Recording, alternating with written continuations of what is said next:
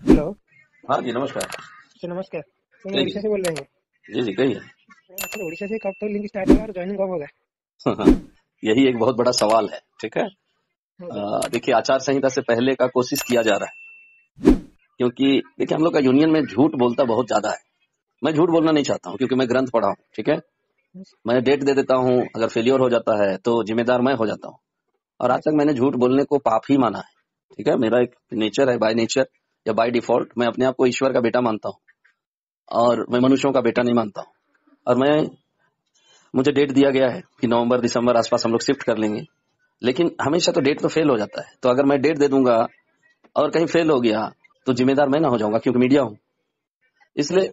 इसलिए यही मैं कहूंगा कि हमारे यूनियन के लोग आचार संहिता से पहले 6 जोन का जो शिफ्टिंग कराना है उसको पूरा कर दें।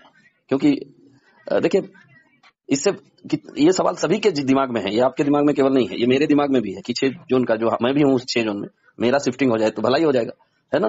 हाँ इसी तरह 6 जोन में जितने लोग हैं, चाहे एनएफआर जोन हो, चाहे हाजीपुर जोन हो, ईस्टर्न रेलवे हो, नॉर्दर्न रेलवे हो, नॉर्दर्न नहीं, इधर ईस्ट सेंट्रल रेलवे हो, है ना। इस तरह का 2-3 जोन है, वो 6 जोन है। 6 जोन का करवा दिए तो बहुत बड़ा उपलब्धि है। और मैं अभी देख रहा हूँ कि हमारे यूनियन लीडर्स, जो बड़े लीडर्स हैं, वो लोग बहुत एक्टिव हैं, और वो लोग अब इसमें कोताही नहीं बरत रहे हैं कि जल्दी से जल्दी सबका हो जाए।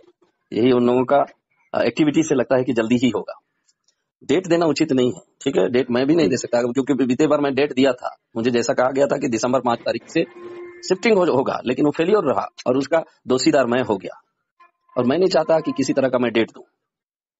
इसलिए प्लीज, डेट डेट मैं यही डेट दे सकता हूं कि आचार संहिता से पहले हमारे यूनियन के जो टॉप मोस्ट लीडर हों, या जो भी हमारे यूनियन में लीडरशिप कर रहे हैं, बड़े लीडरशिप, वे आचार संहिता से पहले पहला शिफ्टिंग, चाहे 1 जोन का हो, चाहे 1 माल गोदाम का हो, चाहे 1 स्टेट का हो, करवा लें, ताकि अगला चुनाव के बाद बाकी जो स्टेट बचेगा वो सारा का सारा को हम लोग आराम से करते रहेंगे, ठीक है। 1 जोन में अगर हो गया, सक्सेसफुल हो गया, तो इसका मतलब हुआ कि बाकी जोन में भी सक्सेसफुल कराना हम लोगों का रेस्पॉन्सिबिलिटी हो जाएगा, क्योंकि उस समय हम लोग रेस्पॉन्सिबल व्यक्ति रहेंगे, हमारे यूनियन के लोग ही पदाधिकारी बन रहेंगे।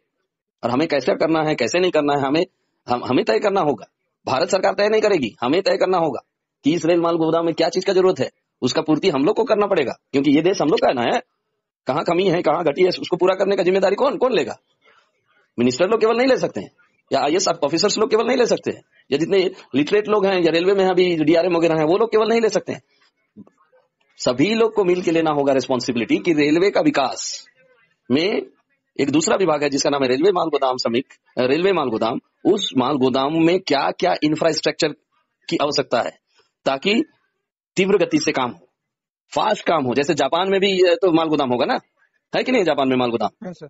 तो जापान का माल गोदाम और इंडिया का माल गोदाम में कभी तुलना करके देखिए तो, कि हमारे देश का माल गोदाम क्यों हम जापान से पीछे रह जाते हैं।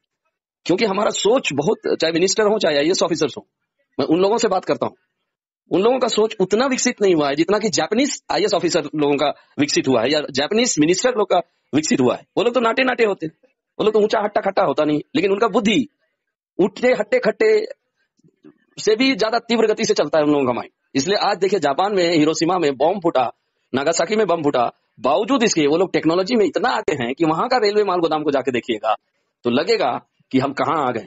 और आज का हमारा भारत का रेलवे माल गोदाम में कभी विजिट करके देखिएगा, किसी भी रेलवे माल गोदाम में, वहां पर अगर पत्थर ही पत्थर है चारों तरफ, तो मजदूर बोरा ढोता है, उसका टंगड़ी उंगड़ी सब टूट जाता होगा एक एक ट्रिप में। तो वो सब चीज को पूरा करने का जिम्मेदारी हम सबों को लेना होगा। तो ओके, ठीक है। इसी को, और आचार संहिता से पहले ये सब काम पूरा करना होगा। एक ही माल गोदाम में कैंटीन वेंटीन जितना है सब पूरा करके वहीं शिफ्टिंग कर देना, पहला शिफ्टिंग। जरूरत नहीं है पूरे भारत का अभी वो करने का, शिफ्टिंग करने का। अगला इलेक्शन के बाद कौन आएगा हम लोग नहीं जानते, कौन रेलवे मंत्री रहेंगे हम लोग नहीं जानते, प्रधानमंत्री भी हो सकता है बदल जाए, तो बहुत ये कोई मुश्किल बात नहीं है कहना। कहीं बदल गया तो फिर जो पॉलिसी मिला है वो सब पानी में चला जाएगा। तो इसलिए मैं रिक्वेस्ट करूंगा हमारे यूनियन लीडर्स लोग को कि हमें हर हाल में आचार संहिता से पहले कम से कम 6 जोन ना सही, 6 माल गोदाम में भी तो कम से कम शिफ्टिंग करा दें, ताकि हमें ये एहसास हो जाए कि 6 माल गोदाम में देखिए हो चुका है, बाकी में भी होगा, है ना। उम्मीद तो जाग जाएगा। अगर मैं रेलवे मंत्री होता तो कब का ये काम कर दिया होता, कब का। क्योंकि ये देश में कोई भी रेलवे मंत्री बन सकता है, मैं भी बन सकता हूँ, आप भी बन सकते हैं।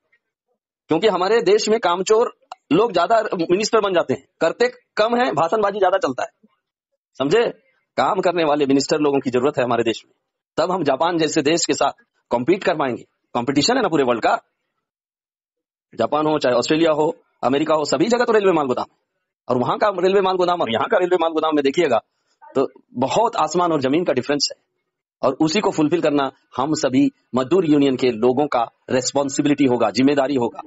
ठीक है, यही कहूंगा। और आचार संहिता से पहले हम लोगों को शिफ्टिंग लेना ही पड़ेगा, अन्यथा जो पॉलिसी मिला है वो खंडहर में चला जाएगा, उसको उसका कोई वैल्यू नहीं रहेगा। ठीक है, ठीक है सर। हाँ, okay, thank you, God bless you यार।